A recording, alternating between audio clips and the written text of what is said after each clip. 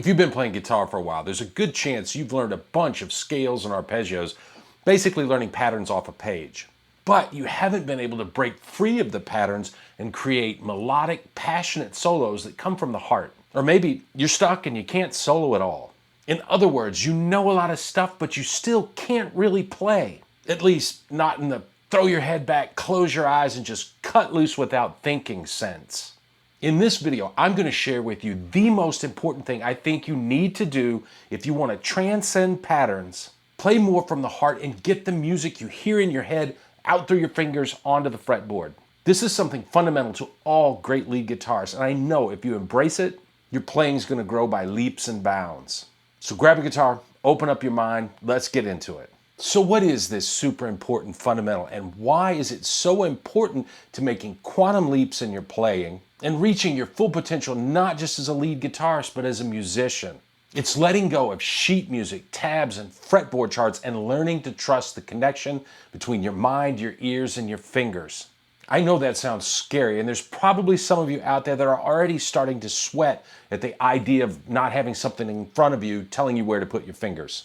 But it's a scientific fact with mountains of research behind it now to back it up. The brains of musicians that rely on some sort of musical notation work differently than the brains of musicians that play by ear or, more importantly, improvise. So I'm going to show you several ways to practice that allow you to tap into that creative part of your brain, to strengthen the links between your ears and your fingers, and essentially organically teach yourself the fretboard. Let me show you how. The first thing we're going to do, we're going to make up a motif or a little melodic pattern, and we're going to move it up the fretboard on the same set of strings at first, starting over each time on the next note of the major scale. Let's use the C major scale, and we'll start out on the G and B strings, and this little motif is to play 4 ascending notes and descend back to the note we started on. So it's a little 7-note pattern, and we're going to use our index finger to play each of the starting notes as we move up the fretboard and move it all the way through the scale. Now this is important. Don't work it out beforehand. And when you're practicing this, try not to think about note names or intervals or shapes. Just hear what comes next in your head and try to play it. And I bet you can all hear and even sing these patterns without thinking. And we want to get our playing to the same spot. One rule for this variation, we start each pattern with the index finger and we're playing 2 different pitches or notes on each string. Let's give it a try. And I will say the names of our starting notes and even the frets for reference in the lesson. Let's start on C, move to D at the 7th fret, different fingering. Move to E at the 9th fret. Ooh, another different fingering. Go up to F at the 10th fret. Another fingering yet. G at the 12th fret. A at the 14th fret. B at the 16th fret. And that brings us back to our root at the 17th fret. Pretty cool. We started on 7 different notes, and this is what makes this drill so useful. There were actually 4 different fingerings that we had to use. A couple of things here. Try not to look at the fretboard you play. Try to find the notes by sound and feel.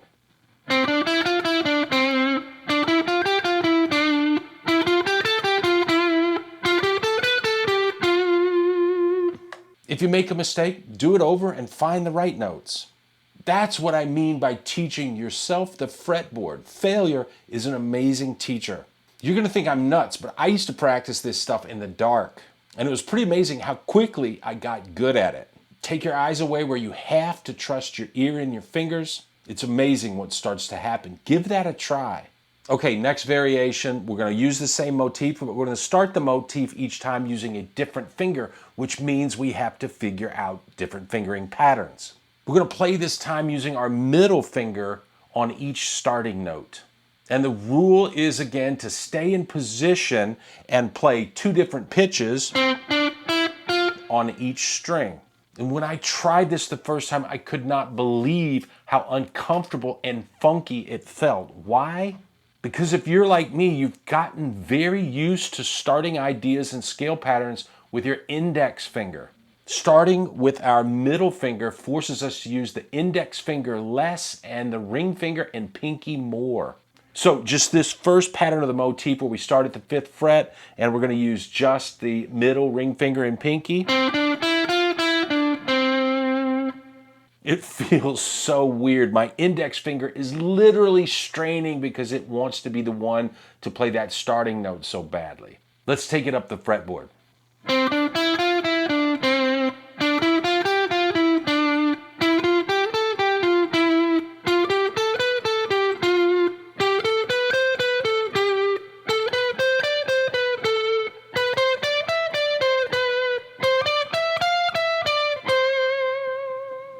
Next variation, jump to the C at the 10th fret of the D string. Play the same motif, but with the ring finger starting every pattern. This time through, we're going to play just one note on the D string, 3 notes on the G string. So another completely different set of fingerings we have to find and work through. Let's give this one a try.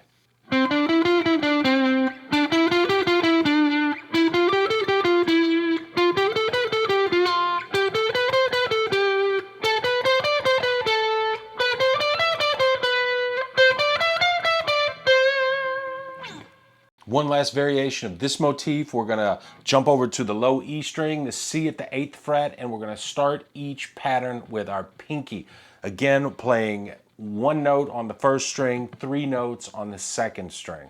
Yet another set of fingerings to work out. Here we go.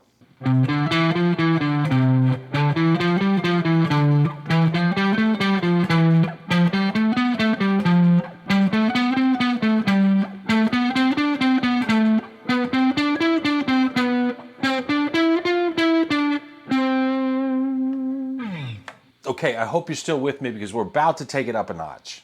I want to say quickly, I know this might seem really odd and uncomfortable to you. Taking away charts and tabs and forcing you to figure out stuff on your own, it might seem almost counterproductive.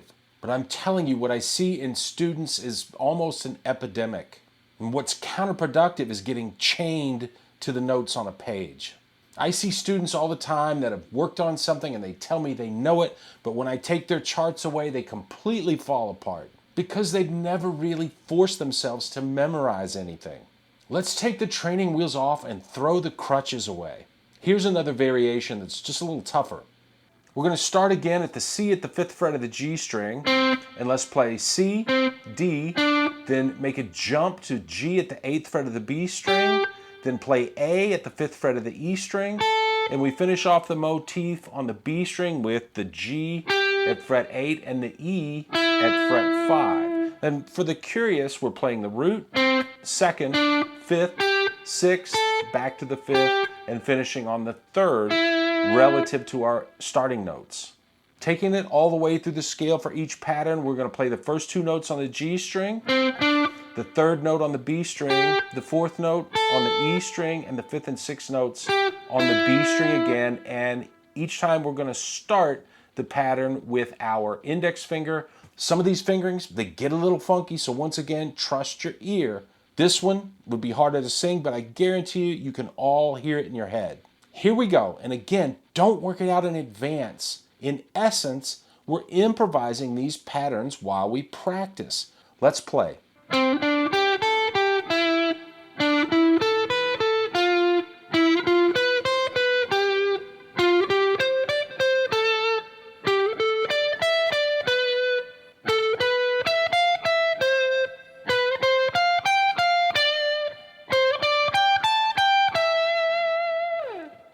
Of course, I want you to take those patterns, move them to start on different strings with different fingers like we did the first variation, but I don't want this video to get too long. So what's the next step? Say you're watching TV and you hear a catchy jingle in a commercial. Hum along with the melody, try to memorize it, grab your guitar and play it. For instance, there's that insurance company that says they're on your side. You might want a hamburger. Go to the place that says they do it your way.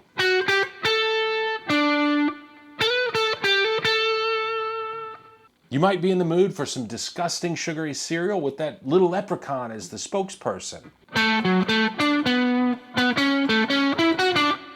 And then there's that OG coffee company that claims to be the best part of waking up.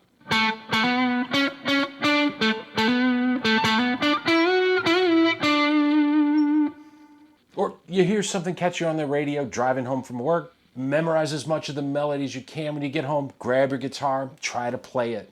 And what I really want you to spend a lot of time doing is pretending you're a singer and playing the melodies of great vocal tunes by ear. And not just picking out the melody, that's just the first step. I mean trying to copy every little nuance and vocal technique. You really want to learn good phrasing? I can't tell you the number of great players that are particularly expressive that say they spent a lot of time copying singers.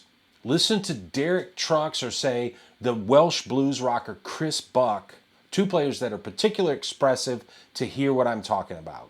You're going to find that some melodies that are really simple as far as the notes you play are a hell of a lot of work to get the phrasing down.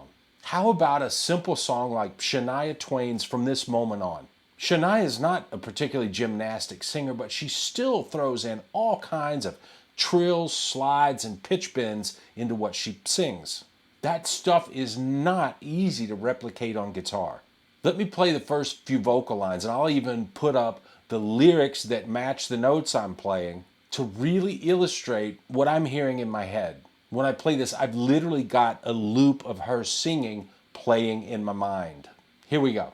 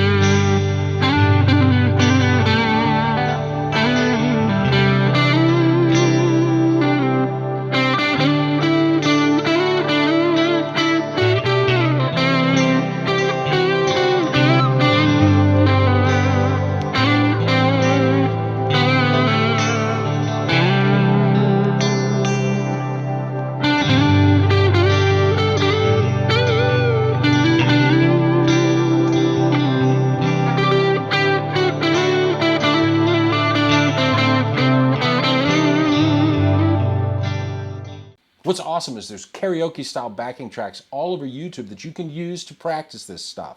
The first step is to obviously listen, listen, listen.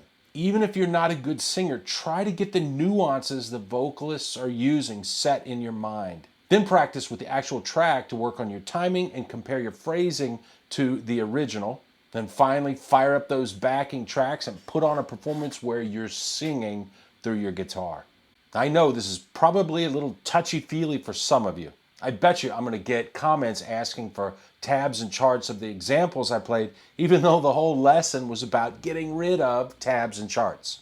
Maybe no one will ever try practicing this stuff in the dark. But I'm telling you, learning to play not only what you hear coming at you from outside sources, but the music that you hear in your head. It's invaluable and it will move your skills forward exponentially.